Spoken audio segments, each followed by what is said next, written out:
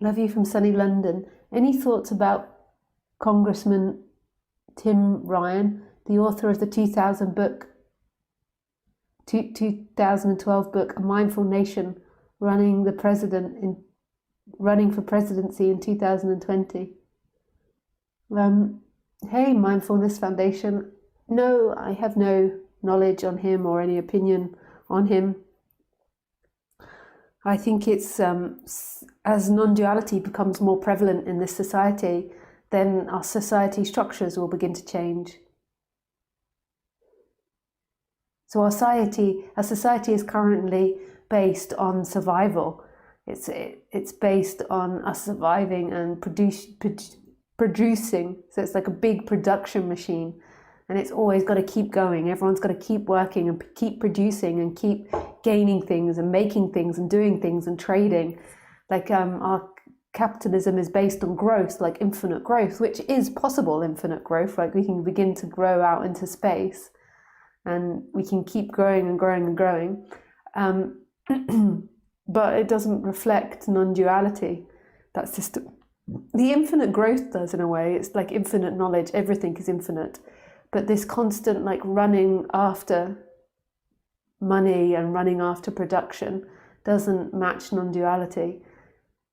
And as non-duality seeps more and more into society, then obviously our society will change, because we live in democracies and our societies are the way that people currently think. Our societies, well, particularly Western societies, are made up by the current collective.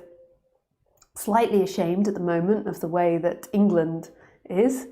If you've been following English politics, we're having a big rise of right-wing politics and anti-immigration.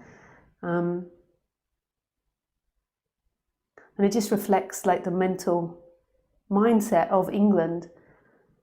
And I can feel it, like the way England is. Like England used to rule the world.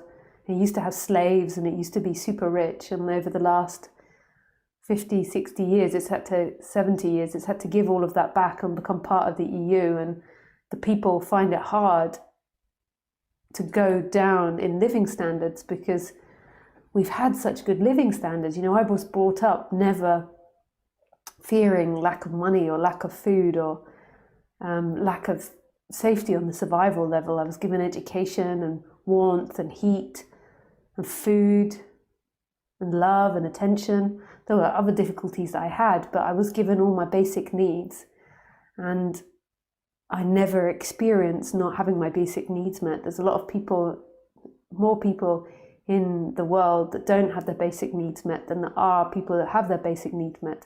And it fundamentally changes your perspective on life. So when I grew up, the most important thing was not about the production of money to me.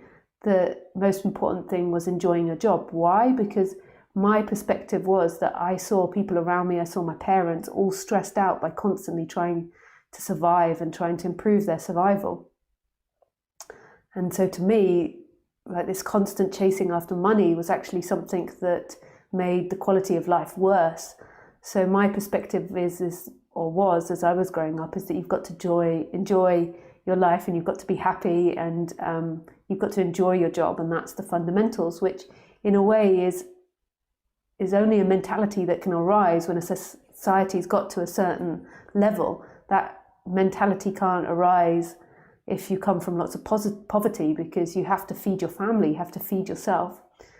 And that mentality in my current peer group and maybe in younger generations and maybe slightly older generations, I think actually creates a lot of unhappiness, because what happens is they go into life expecting happiness, and then they have to work, and it's like work gets in the way. Whereas my mum, she came from such poverty that working to her was like the way of getting out of poverty. It was the way of having some control over her life. My gran worked in factories in really unfair conditions, and when she grew up,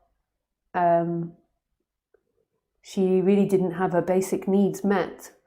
So to them, when they went to work, there was a different attitude, whereas my generation have this attitude that they deserve happiness, that they deserve enough money, that they deserve good enough housing, that they deserve all the fundamentals, which is really, in one way, nice that they think that. But what happens in my generation is that people become really bitter and resentful towards society. They're like, you haven't given me this and you haven't given me that, and they expect lots of things.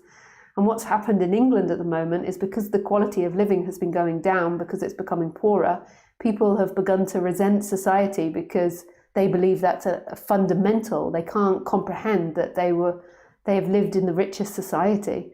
Like, we've had generations and generations born in the richest society, and as it goes down, the quality of living does go down, and people do have to work harder and have to work for less and have to do worse jobs.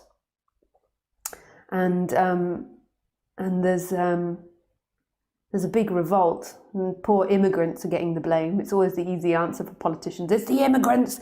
They come in and they take the jobs, and everyone's like, yes, it's the immigrants. Yes, that's what it is. And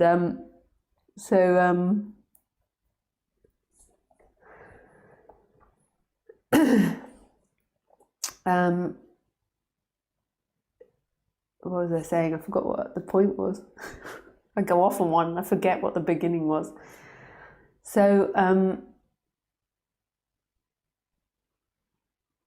it doesn't work, all these different implementations that we put on in our society. What we have to change is the society. The society, changing the mentality of the society, which is what will change politics. To try and do it top down won't work. You have to do it bottom up. When I was younger, I worked in Palestine and the West Bank, and I just saw so completely clearly that you had to change the mentality of the people. You can't enforce change. You have to change the mentality of people. And it's really ironic, because if I hadn't had such safety growing up, I most probably never would have had the courage to explore this subject. I would have just gone into production. But I challenged it and I really pushed it to the limit. You know, when all my friends were earning money and creating lives and getting kids and doing all the regular things, I challenged that and I pushed it because I had that confidence too. I was brought up in a society that was plentiful. It's a lot harder to do that when you don't come from a society that's plentiful. And so I suspect what's going to happen in our society all over the world is that people are going to get richer and richer, and life is going to become easier. And as life becomes easier, and as we're not so fixated on production and survival, then this subject will become more and more prevalent, because then people will begin to say, hang on, what is the meaning to life? What is the point? All my life I've been like running after the carrot. And now that I have the carrot, what is the point to it? Like, why am I doing this? When you're poor, or when you're in that financial loop, you just keep running to get the next bit of money, the next bit of money, the next bit of money to keep up. But when you've got enough, then you begin to ask these questions. And there can be a great depression that becomes, because we are, as a race, so conditioned that future is happiness. So getting enough money, so chasing the carrot, getting enough things, getting enough objects, having the lover, having the perfect life still being appreciated. So when we begin to discover that this moment is the point, this moment is the meaning, it can be depressive, because we've been running on adrenaline.